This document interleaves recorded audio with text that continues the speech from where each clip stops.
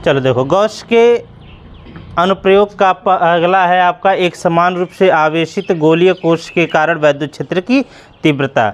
मान लीजिए आपके पास कोई गोलीय कोश है,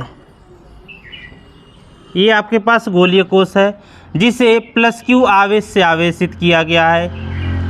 ये प्लस क्यू आवेश इस गोलीय कोश के पृष्ठ पर एक समान रूप से फैला हुआ है।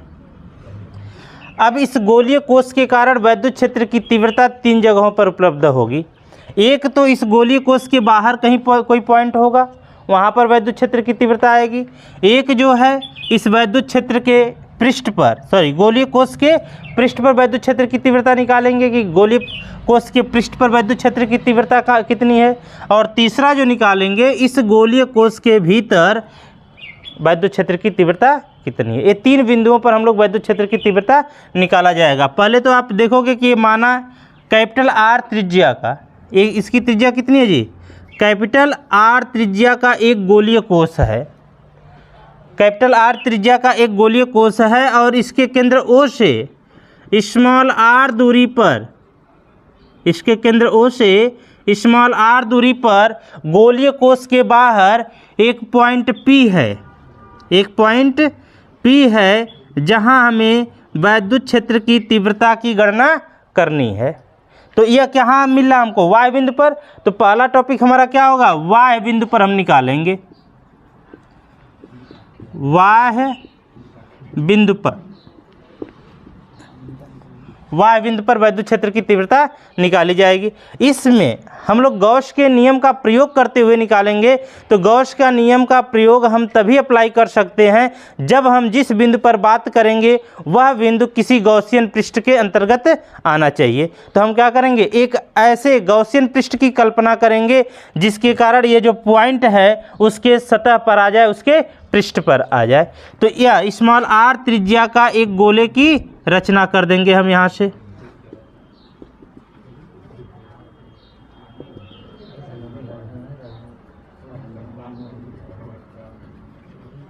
देखो, ये हमने स्मॉल आर त्रिज्या के गॉसियन पृष्ठ की रचना कर दिया। अब यह जो पॉइंट पी है यह इसके पृष्ठ पर आ गया। यह प्लस क्यू आवेश है। तो अब क्या करेंगे, इस गॉसियन पृष्ठ पर हम एक छोटे से क्षेत्रफल अवयव की बात करेंगे। एक छोटा सा क्षेत्रफल अवयव हमने ले लिया डी ए। अगर हमने इस सतह पर क्षेत्रफल अवयव डी ए लिया है तो इस क्षेत्रफल अवयव की दिशा किधर होगी, इधर हो जाएगी आपका। उसके लंबवत, क्षेत्रफल सदिश के लंबवत, जिस पृष्ठ की बात करेंगे उस पृष्ठ के लंबवत आपको क्षेत्रफल सदिश मिल जाएगा। और प्लस क्यू आवेश के कारण जो यहाँ से वैद्युत बल रेखाएं निकलेंगी, ये प्लस क्यू आवेश से शुरू होंगी और अनंत तक जाएंगी। तो ये हो जाएगा वैद्युत क्षेत्र के तीव्रता की दिशा। क्षेत्रफल अवयव और वैद्युत क्षेत्र की तीव्रता की दिशा दोनों एक ही दिशा में है। तो अब हम अगर वाय बिंदु पर बात करें तो वाय बिंदु पर जो कैपिटल आर है वह स्मॉल आर से ज़्यादा है। कैपिटल आर जो है वो स्मॉल आर से कम है, या स्मॉल आर जो है कैपिटल आर से ज़्यादा है। ये बात क्लियर है। अब हम क्या करेंगे, यहाँ से इस क्षेत्रफल अवयव डी ए से होकर गुजरने वाला वैद्युत फ्लक्स निकालेंगे। क्षेत्रफल अवयव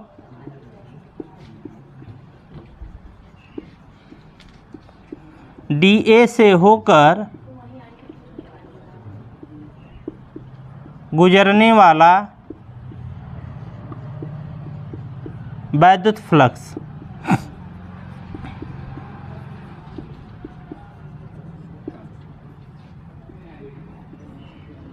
इसके पहले आपको लिखना भी पड़ेगा। माना गोले के केंद्र ओ से स्मॉल आर दूरी पर एक बिंदु पी है जहां हमें वैद्युत क्षेत्र की तीव्रता की गणना करनी है। इस बिंदु पी से होते हुए स्मॉल आर त्रिज्या का एक गोलीय पृष्ठ की रचना किया।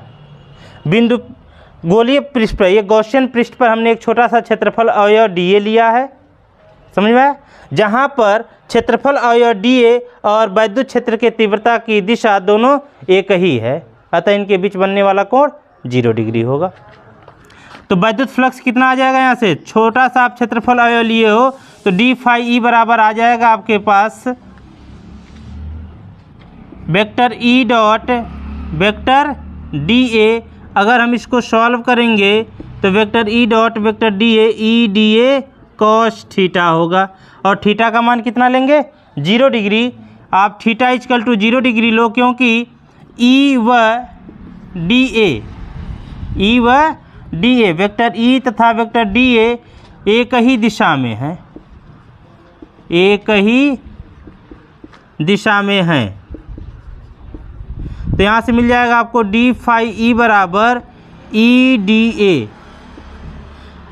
तो छोटे से क्षेत्रफल अवयव से गुजरने वाला वैद्युत फ्लक्स ई डी ए है, तो संपूर्ण पृष्ठ से गुजरने वाला वैद्युत फ्लक्स संपूर्ण गोलीय पृष्ठ से, संपूर्ण गोलीय पृष्ठ से गुजरने वाला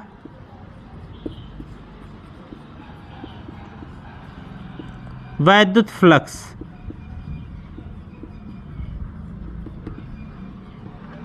समाकलन कर देंगे, डी फाई ई बराबर आ जाएगा आपके पास ई डी ए। इसका हो जाएगा फाई ई का समाकलन तो होगा नहीं, डी ए क्षेत्रफल के सापेक्ष हम इसका समाकलन कर रहे हैं, तो ई डी ए हो जाएगा। और डी ए का जो समाकलन होगा यहाँ से फाई ई बराबर ई इंटू डी ए का समाकलन ए हो जाएगा। और ए क्या है, ये गोलीय पृष्ठ है। गोलीय पृष्ठ का क्षेत्रफल कितना होता है, गोलीय पृष्ठ का क्षेत्रफल ए बराबर होता है 4 pi are square, 4 pi are square. तो यहाँ से आपको मिल जाएगा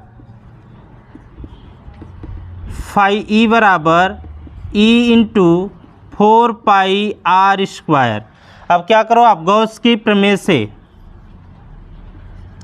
गॉस के नियम से या गॉस के प्रमेय से, जो भी आप लिखना पसंद करो यार, गॉस के नियम से क्या होता है, फाई ई बराबर होता है Q upon epsilon not, Q upon epsilon not होता है। तो फाई ई की जगह पर हम क्या लिख सकते हैं, ई गुणा 4 पाई आर स्क्वायर लिख सकते हैं। इसको बना दो इक्वेशन फर्स्ट, आप लिख दो समीकरण 1 से, समीकरण 1 से क्या मिल जाएगा, ई गुणा 4 पाई आर स्क्वायर बराबर क्यू अपान एप्सिलॉन नॉट। इसका इधर पक्षांतर कर देंगे तो ई बराबर 1/4 pi epsilon not into Q बटे आर स्क्वायर।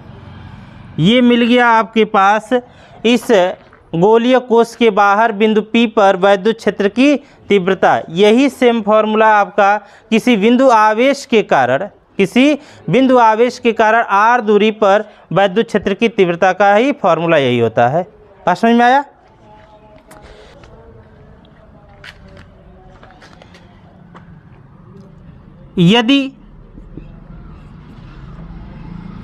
यदि आवेश पृष्ठ घनत्व, आवेश पृष्ठ घनत्व को किससे दिखाते हैं जी, सिग्मा से।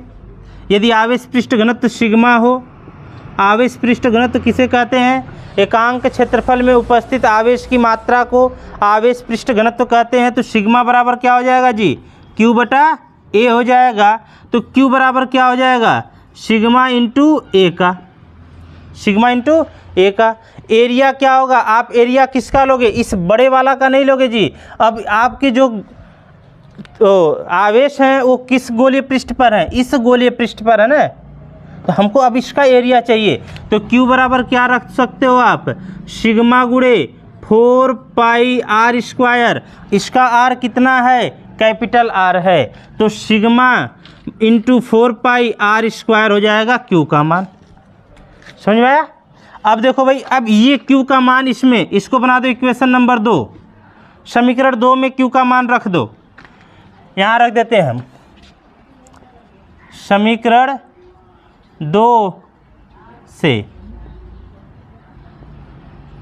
अब देखो भाई, समीकरण 2 में ले जाके तुम अगर Q का मान रखोगे तो 1/4 pi epsilon not into Q की जगह पर क्या रखोगे, sigma into 4 pi are square बटे आर स्क्वायर। 4 पाई से 4 पाई कैंसिल हो गया, तो आपको मिल जाएगा यहाँ से E बराबर sigma upon epsilon not, sigma upon epsilon not into capital R square बटे स्मॉल आर स्क्वायर। ये आपको फॉर्मूला मिल गया आवेश पृष्ठ घनत्व के पदों में गोलीय कोश के बाहर बिंदु P पर वैद्युत क्षेत्र की तीव्रता का। इसको बना दो इक्वेशन नंबर 3।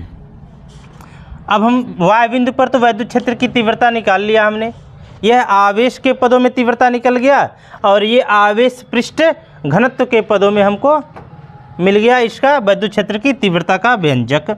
अब हम कहाँ निकालेंगे भाई, ये जो हमारा गोलीय कोश है इसके पृष्ठ पर हम वैद्युत क्षेत्र की तीव्रता निकालेंगे। तो अब हमें इसी गोलीय कोश के पृष्ठ पर वैद्युत क्षेत्र की तीव्रता निकालनी है। यहाँ पर जब हम यहाँ पर वैद्युत क्षेत्र की तीव्रता निकालेंगे तो आप क्या लिखोगे, पृष्ठ पर, गोलीय कोश के पृष्ठ पर हम वैद्युत क्षेत्र की तीव्रता निकालने जा रहे हैं। तो जो स्मॉल r का मान है वो कैपिटल R के मान के बराबर होगा कि नहीं होगा, दोनों दूरियां बराबर होंगी तो जो स्मॉल r होगा वो कैपिटल R के बराबर मिल जाएगा हमको। अब हम क्या करेंगे भाई, समीकरण जो 3 बना है, समीकरण 3 को बुला लेंगे और वहाँ पर जहाँ स्मॉल r है वहाँ पर हम कैपिटल R पुटअप कर देंगे। तो sigma upon epsilon not into r square बटे r स्क्वायर, r स्क्वायर से r स्क्वायर बर्बाद हो जाएगा तो E बराबर मिल जाएगा सिग्मा अपान एप्सिलॉन नॉट। इस गोलीय पृष्ठ के, गोलीय कोश के पृष्ठ पर जो उत्पन्न वैद्युत क्षेत्र की तीव्रता होगी E बराबर सिग्मा अपान एप्सिलॉन नॉट होगी। बात समझ में? अब हम इस गोलीय कोश के भीतर निकालते हैं, गोलीय कोश के भीतर। अगला है आपका, ये दूसरा हो गया, तीसरा हो जाएगा गोलीय कोश के भीतर। गोलीय कोश के भीतर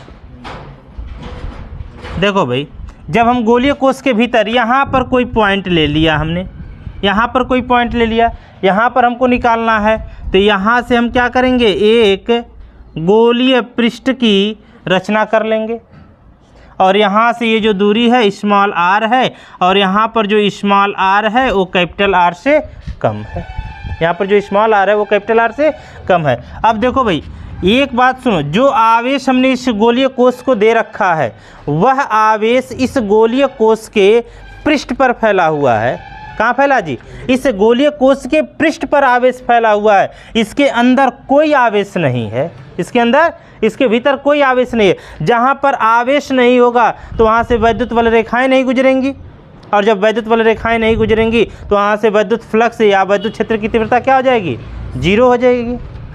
तो यहाँ पर आप लिखोगे Q आवेश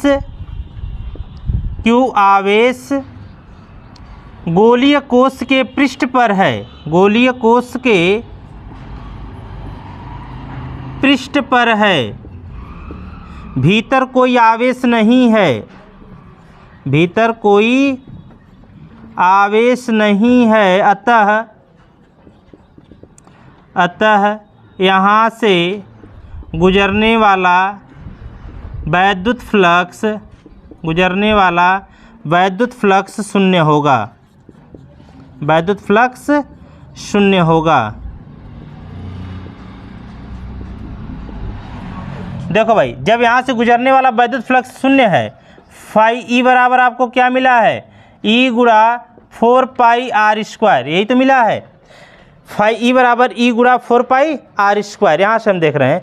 तो अगर फाई ई का वैल्यू 0 आ गया तो ई गुणा 4 पाई आर स्क्वायर होगा, तो ई बराबर भी क्या मिल जाएगा आपको, 0 मिल जाएगा। वैद्युत क्षेत्र की तीव्रता इस गोलीय कोश के भीतर 0 होगी, बाहर जो है इतनी होगी और इसके आवेश पृष्ठ घनत्व के पदों में इतनी होगी, ये व्यंजक मिल जाएगा आपको।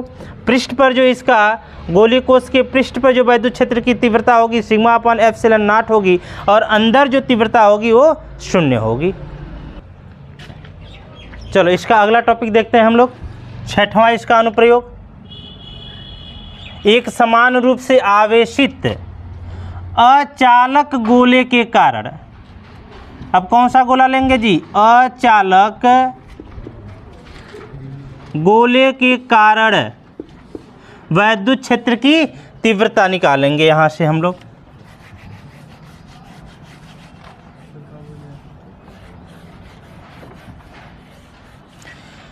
देखो ये हमारे पास एक प्लस q आवेश से आवेशित अचालक गोला है।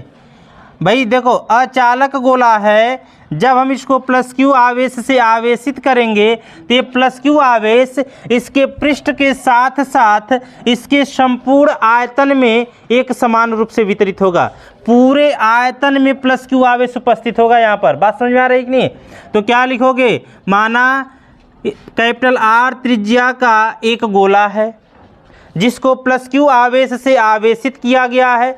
यह प्लस q आवेश इस गोले के संपूर्ण आयतन में एक समान रूप से वितरित है। इस गोले के केंद्र O से, इस गोले के केंद्र O से स्मॉल r दूरी पर, इस गोले के केंद्र O से स्मॉल r दूरी पर एक बिंदु P है। गोले के बाहर एक बिंदु P है जहां हमें वैद्युत क्षेत्र की तीव्रता की गणना करनी है। तो आप क्या करोगे, बिंदु P से होते हुए एक गॉसियन पृष्ठ की कल्पना कर लोगे, एक गॉसियन पृष्ठ की कल्पना कर लोगे। यहाँ से बिना गॉसियन पृष्ठ के गॉस साहब अइबा नहीं करेंगे।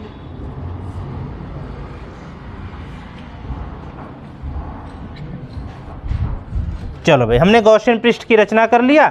अब इस गॉसियन पृष्ठ पर हम लोग एक छोटा सा क्षेत्रफल अवयव dA ले लेंगे और यहाँ पर इस क्षेत्रफल अवयव dA की जो दिशा होगी वो पृष्ठ के लंबवत होगी। अब इस प्लस q आवेश के कारण जो यहाँ पर वैद्युत क्षेत्र की तीव्रता होगी वह भी इसी दिशा में होगी, क्योंकि ये धन आवेश है। धन आवेश से निकलने वाली वैद्युत बल रेखाएं धन आवेश से निकलती हैं और अनंत तक जाती हैं। तो ये भी, इसकी भी दिशा क्या हो जाएगी, इस पृष्ठ के लंबवत हो जाएगी। क्षेत्रफल अवयव dA और वैद्युत क्षेत्र की तीव्रता दोनों एक ही दिशा में होंगे। तो अब यहाँ से हम क्या निकालेंगे, वाह बिंदु पर वैद्युत क्षेत्र की तीव्रता निकाल रहे हैं तो यही चीज़ें फिर से अप्लाई हो जाएंगी और यहाँ तक तो हमारा कॉमन बात बन जाएगा जी। बात समझ रहे हो कि नहीं?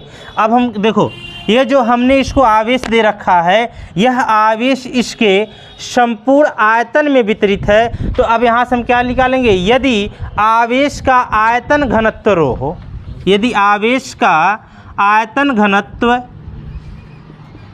आयतन घनत्व रो हो, तब रो बराबर क्या हो जाएगा यहाँ से जी, रो बराबर हो जाएगा Q बाई V का। तो Q बराबर हो जाएगा रो V का, Q बराबर रो V। गोले का आयतन क्या होता है, 4/3 पाई R क्यूब, 4/3 पाई R क्यूब। भाई गोले का निकालना है तो गोले की त्रिज्या कैपिटल R है। तो Q बराबर आपको मिल गया रो गुणा 4/3 पाई R क्यूब। अब इस वैल्यू को हम समीकरण 2 में रख देंगे। तो जब हम समीकरण 2 में रखेंगे तो E बराबर 4 पाई epsilon not, 1/4 pi epsilon not into, आप Q की जगह क्या रखोगे, रो गुणा 4/3 पाई R क्यूब, पाई R क्यूब बटे क्या है, R स्क्वायर है। 4 पाई से 4 पाई कैंसिल हो जाएगा तो यहाँ से आपको मिल जाएगा E बराबर रो बटे epsilon not into R cube बटे R स्क्वायर। इसको बना देंगे हम लोग इक्वेशन नंबर 3। यह अचालक गोले के बाहर, अचालक गोले के बाहर वैद्युत क्षेत्र की तीव्रता का फार्मूला आपको मिल गया। अगर यह अचालक गोला न होता, ये अचालक गोला न होता, किसी धातु का बना होता, जब ये किसी धातु का बना होता तो जो हम इसको आवेश देते हैं वह आवेश सिर्फ और सिर्फ इस गोलीय कोश के या इस गोले के पृष्ठ पर ही फैलता, उसके अंदर नहीं फैलता। बात समझ रहे हो? तो इतनी पहले नोट करो, फिर आगे बढ़ते हैं हम लोग। चलो अब निकालते हैं हम लोग इसके पृष्ठ पर।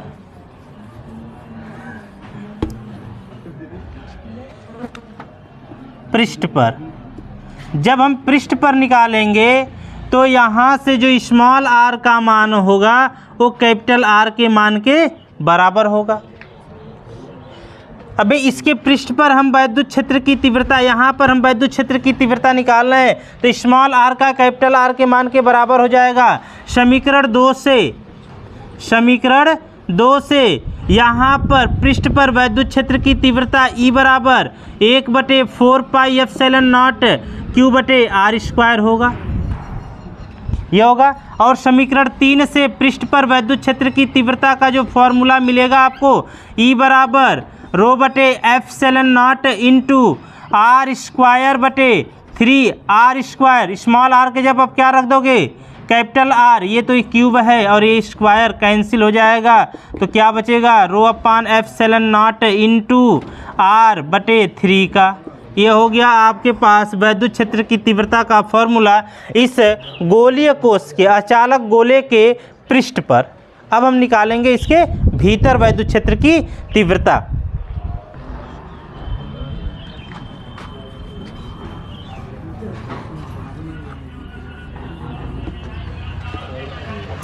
देखो तीसरा इसका आंतरिक बिंदु पर, आंतरिक बिंदु पर जब हम आंतरिक बिंदु पर वैद्युत क्षेत्र की तीव्रता निकालेंगे तो ये मान लो इसके अंदर यहाँ पर कोई बिंदु P डैश है, यहाँ पर कोई बिंदु P डैश है। अब हमको यहाँ पर वैद्युत क्षेत्र की तीव्रता निकालनी है, तो यहाँ से जो गोलीय कोश बनेगा, जो अचालक गोला लेंगे हम लोग, वह इस प्रकार से आ जाएगा आपका, ठीक है। और यह जो दूरी है स्मॉल r है, यहाँ पर जो स्मॉल r है वह कम है कैपिटल R से। स्मॉल r का मान क्या होगा, कम होगा कैपिटल R से। ये देखो भाई, जो हमने इस अचालक गोले को प्लस Q आवेश दे रखा था, वो प्लस Q आवेश इस गोले के संपूर्ण आयतन में एक समान रूप से फैला था। तो पूरे गोले के आयतन में Q आवेश था, तो क्या इतने आयतन में भी Q ही आवेश होगा? नहीं, कुछ आवेश इधर तो छूट गया, कुछ आवेश इधर छूट गया कि नहीं। तो यहाँ पर जो आवेश होगा, हम मान लिए Q डैश आवेश है। यहाँ पर इस गोले में जो आवेश है वो Q डैश आवेश है। तब आपको E बराबर क्या मिल जाएगा, 1/4πε0 इंटू Q डैश/r² मिल जाएगा। आंतरिक बिंदु पर वैद्युत क्षेत्र की तीव्रता का एक फार्मूला मिल जाएगा कि नहीं भाई। वहाँ पर Q/r² था और यहाँ पर इस गोले में जो आवेश आपने लिया है Q डैश लिया है, तो E बराबर मिल जाएगा 1/4πε0 इंटू Q डैश/r²।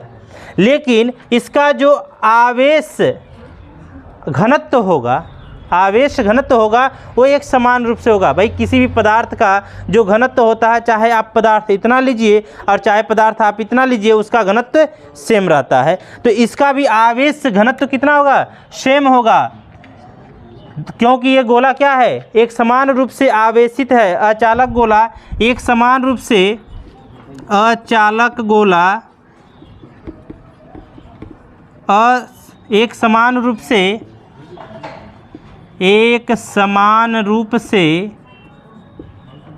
आवेशित है,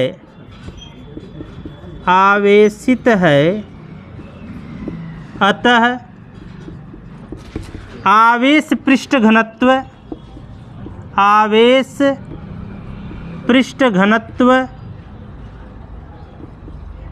समान होगा। अतः आवेश पृष्ठ घनत्व समान होगा। ये बच्चा देखो, रो बराबर क्या हो जाएगा, Q/V। बड़े वाले गोले के लिए जो आप अचालक गोला लिए हो, इसके लिए रो बराबर क्या होगा, Q/V का। आप जो अभी छोटा सा गोला लिए हो, इस छोटे गोले के लिए जो घनत्व होगा वो रो बराबर Q डैश/V डैश। और ये दोनों घनत्व आपस में क्या होंगे, बराबर होंगे। यहाँ पर Q/V क्या होगा, इस गोले का आयतन, और इस गोले का आयतन हो जाएगा 4/3 पाई r³। इस गोले की त्रिज्या कितनी होगी, कैपिटल R होगी। तो कैपिटल R का क्यूब बराबर होगा Q डैश/V। यहाँ से हो जाएगा 4/3 पाई r³। इस गोले की त्रिज्या स्मॉल r है, तो हो जाएगा स्मॉल r³। 4/3 पाई से 4/3 पाई कैंसिल हो जाएगा, तो यहाँ से आपको मिल जाएगा Q डैश बराबर Q r³ r³। ये आपको Q डैश का वैल्यू मिल जाएगा। अब इस Q डैश का मान आप इसको इस इक्वेशन में 3 तक पहुँचे, इसको बना दो इक्वेशन नंबर 4। इक्वेशन नंबर 4 में ले जाके पुटअप कर दो। तो समीकरण 4 से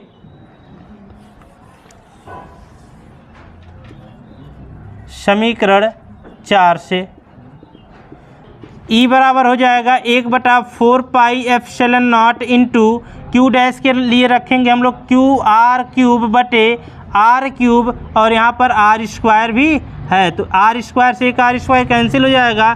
तो यहाँ से E बराबर मिल जाएगा आपको 1/4 पाई एप्सिलॉन नॉट QR बटे R³ का।